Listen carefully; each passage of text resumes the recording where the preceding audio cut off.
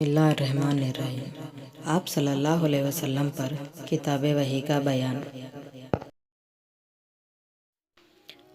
ہرقل شاہ روم نے ان کے پاس قریش کے قافلے میں ایک آدمی بلانے کو بھیجا تھا، اور اس وقت یہ لوگ تجارت کے لیے ملک شام گئے ہوئے تھے، اور یہ وہ زمانہ تھا جب رسول اللہ صلی اللہ علیہ وسلم نے قریش اور ابو سفیان سے ایک وقتی عہد کیا ہوا تھا۔ جب ابو سفیان اور دوسرے لوگ ہرقل کے پاس ایلیہ پہنچے، جہاں ہرقل نے دربار طلب کیا تھا، اس کے گرد روم کے بڑے بڑے لوگ، علماء، وزراء، امراء بیٹھے ہوئے تھے۔ ہرقل نے ان کو اور اپنے ترجمان کو بلوایا، پھر ان سے پوچھا کہ تم میں سے کون کون شخص مدعی رسالت کا زیادہ قریبی عزیز ہے؟ ابو سفیان کہتے ہیں کہ میں بول اٹھا کہ میں اس کا سب سے زیادہ قریبی رشتہ دار ہوں۔ یہ سن کر ہرقل نے حکم دیا کہ اس کو ابو سفیان کو میرے قریب لا کر بٹھاؤ، اور اس کے ساتھیوں کو اس کے پیٹھ کے پیچھے بٹھا دو۔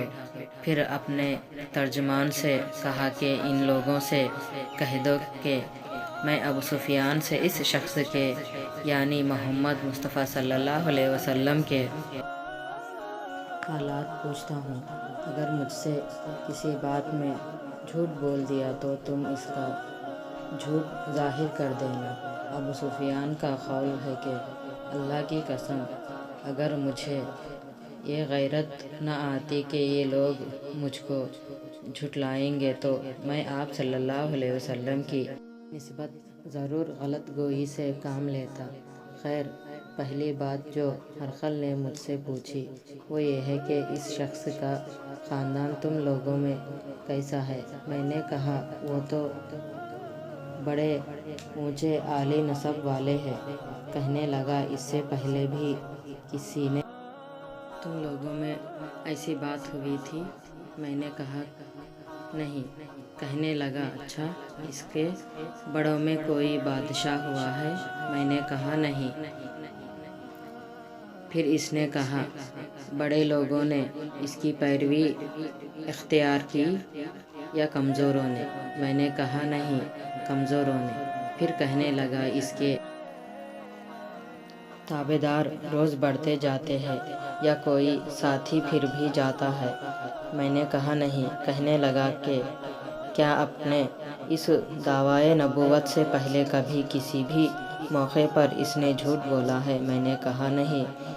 اور اب ہمارے اس سے صلح کی ایک مقررہ مدت ٹھہری ہوئی ہے، معلوم نہیں وہ اس میں کیا کرنے والا ہے۔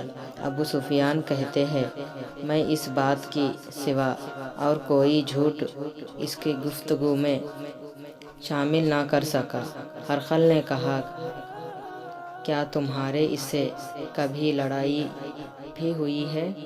ہم نے کہا ہاں،